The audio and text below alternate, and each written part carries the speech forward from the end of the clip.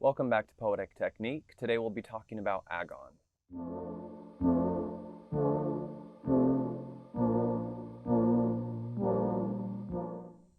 I'm here in a baseball dugout at a field just down the street from my house for inspiration because I thought the context would be appropriate because of where this term comes from. I'll be using the word Agon pretty liberally in this course. We're going to take it to mean generally the occasion upon which a poem happens. And not just that, but also its idea and its story. Because agonistic poetry, I'm messing with my dog right now, agonistic poetry contained all three of these things. It had an occasion, which was in antiquity a Panhellenic game. It had an idea that it wanted to explore, some concept that the poet wanted to drive home, and then it had some sort of narrative aspect to it. Now, our packet of reading provides some conventional examples of agonistic poetry, such as that Pindaric ode that opens up the packet. But most of the poems that we're looking at are much less conventionally agonistic in that they are not written upon the occasion of an Olympic game. Instead, our poems have very clear crises. So the occasion, the reason that they're being written is made clear. We have Rilke's ekphrastic poem, Archaic Torso of Apollo, a poem in which the speaker observes a piece of art and then concludes with some personal dictum, a revelation that he's had from looking at the piece of art. We have Danez Smith's Dear White America, which is a poem written in the context or upon the occasion of intergenerational anti-Black racist violence. And the idea that it's exploring, the concept for this poem is a way out, another world, a way away from the violence of this world. And then later in Mark Bibbin's work, we have a poem that contains all three things, that mainly emphasizes circumstance and concept. This poem's occasion is a reflection upon the death of the speaker's beloved. The idea is the significance of that person's ashes. And the story is first an imagining of what the speaker might have done with those ashes, and then the story of what actually happened with the ashes. And this last poem brings us back to the top of our topic, which is this very notion of agon. In Greek, the root meaning of the word is gathering. William Fitzgerald points out in his book, Agonistic Poetry, that Pindar used the word agon in the sense of gathering when he was celebrating the victory in an athletic contest, and that he also used it in a more common sense, which is as a conflict. So when we think about the ode, conflict is at its center. But we'll discuss this in more detail on our Ode Day.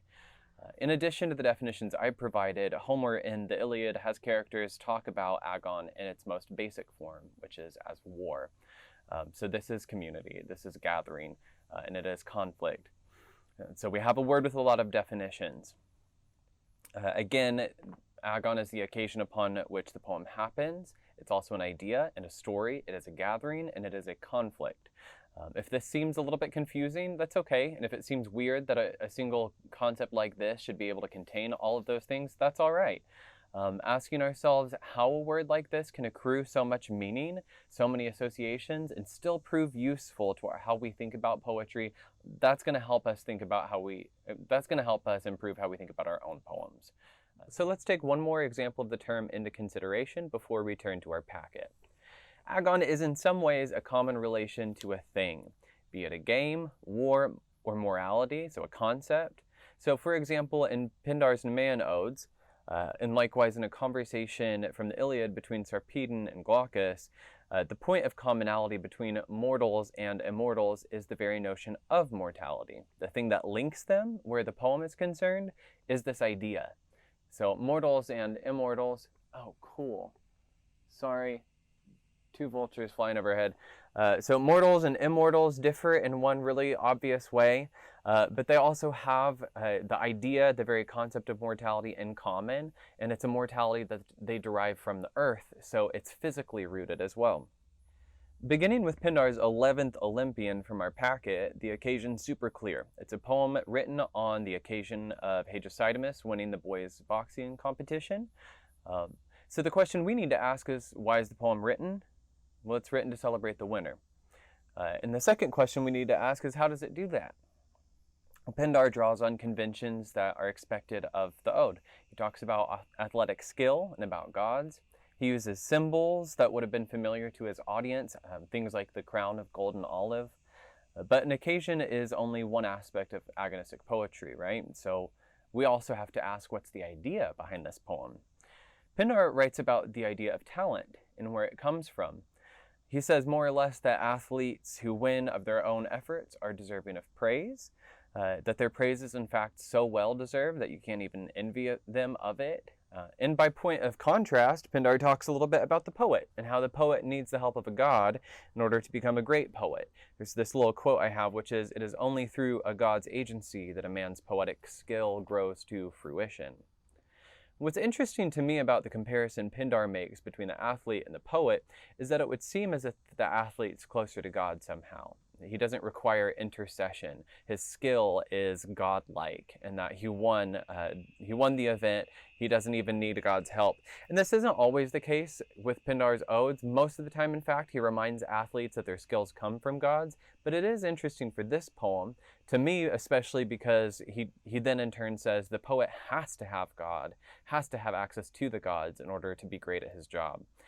So it would seem at first look that the athlete's closer to God, the poet's further away from God. But then when I think about it, on the other hand, you could argue that the poet is closer to the gods because he's the one calling them into the arena, so to speak. He's the one asking the muses for help, the one who is honoring the people of Western Locri with his song. No matter how you interpret this aspect of the poem, however, there are a couple of things that remain clear. One of them is that it's a poem written on the occasion of an athlete's victory, and the other is that what unites all the figures in this poem is their relation to this concept of talent. Pindar concludes the poem that there's really nothing you can do to change what's natural about you. If you're a talented athlete, you're a talented athlete. If you're a worthless poet, you need the help of the gods to become a great poet. Not exactly his words. His words were, "Truly neither the ruddy fox nor the loud roaring lion can change its inborn nature." So how does any of this apply to our own poetry? Well, I'd encourage you to think about at least these first two aspects of the Agon, its occasion and its idea. Let's say your flower has lost its head. Maybe your flower is a bromeliad. You picked the parts of the head off of it, so it no longer has a bloom, and then you find out that the bromeliad only blooms once in its lifetime. Well, that's your occasion. It's not terribly interesting, but we're going to say that's your occasion. So in order to talk about the occasion, you could give narrative to what happened. You could say, I had this beautiful flower and blah, blah, blah, and I described the flower. And then, wanting to see it more perfect, I started picking off its browning petals, and then dissatisfied with the petals that I'd plucked, I continued to pluck more until what's left was this nasty naked stalk of a bromeliad and me wondering about fashion. And what I did just now is I brought in the idea. I can connect my occasion, no matter what the occasion is, to an idea, basically no matter what the idea is. And that tension between the occasion and the idea is a tension that's super fruitful for poetry. Then the thing that I need to figure out is, who am I talking to? What community am I a part of? I need to ask myself why I'm addressing them, why they should care.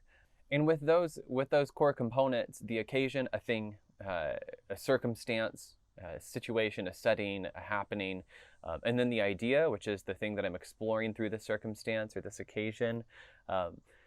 And with consideration for my audience, I've got all the basics that I need for writing ekphrastic poetry, for writing odic poetry. So let's move forward to talking about Rilke's Archaic Torso of Apollo. There's really only one thing that I want to say about this poem, which is how it gets from the bulk of the poem to that last line.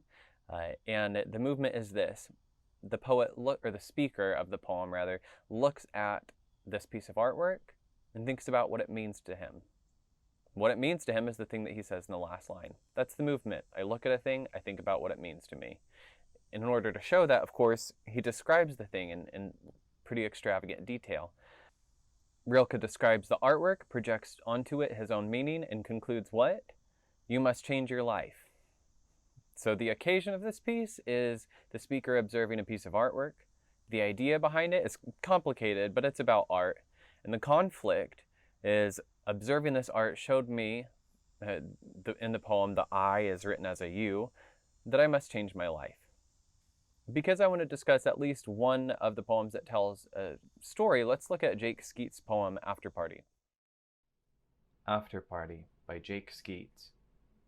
We tink down beer, eyelids lower and lower. He lets me feel beneath his basketball shorts, sorrel fields along his thigh. Burrows in our bellies, heavy and heavy from rolling rock and blue ribbon. Aluminum ghost coaxes his kiss, candle left lit. He mouths the neck and lip of another bottle, rifle, cold. My tongue coils on the trigger before its click. Corn beetles scatter out, no longer his bones. From the title, we can guess the poem's occasion. It's a poem written about or upon the occasion of an after party. What happens in the narrative of the poem and the story that the poem tells, however, it gives us a more precise point of focus, namely a sex act. Yeah, it's a poem about sex. In fact, the narrative itself is the story of the sex act from before it began to completion. A couple of things I want you to note. One, that the poem maintains the present tense throughout. Also, that the poem is written in first person, and that serves to, in many examples of poetry, that serves to bring the reader nearer to the poem, nearer to the experience of the poem. And what's the occasion? It's sex at an after party. The narrative is the sex act itself, and the idea is a little trickier to get at. In this poem, the narrative and the occasion are given a lot more emphasis than the idea, but it's still there. It shows up in the figurative language. A beer bottle is described as a rifle, cold. The intimate bits of the body are likewise compared to a gun, described when the speaker's tongue coils on the trigger before its click. And also there's a lot of natural imagery. We've got sorrel fields, rolling rock, corn beetles. In a poem that emphasizes its narrativity, its tellingness so much, the occasion and the idea are contained in the images that the speaker uses to tell the story. I'll repeat that. The images, the figurative language, the descriptions, those contain the ideas. So in order to figure out the idea behind the poem, we have to dig into those images a little bit. If we can identify a crisis, it's also in the figurative language. Sex here is both sorrel field and gun. It's corn beetles scattering, and it's the click of a trigger. So some of the questions that I'm left with that help me get to this idea are, where are the figurative images for the speaker of the poem? Given the beloved of the poem is given most of the metaphorical language, what metaphor is also assumed for the backdrop? In other words, in a poem whose world is made of beetles and a rifle, is the speaker the beetle or the rifle? And finally, it seems the non-human world here is invaded by human objects.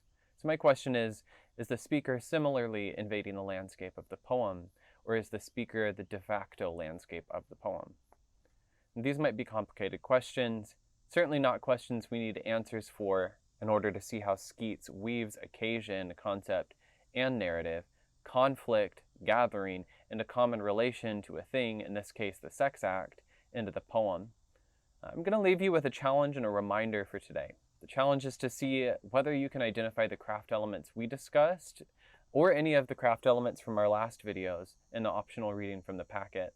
My reminder is that this week you have an activity and a book ballot due along with your notes. The links to both should be below and on Canvas.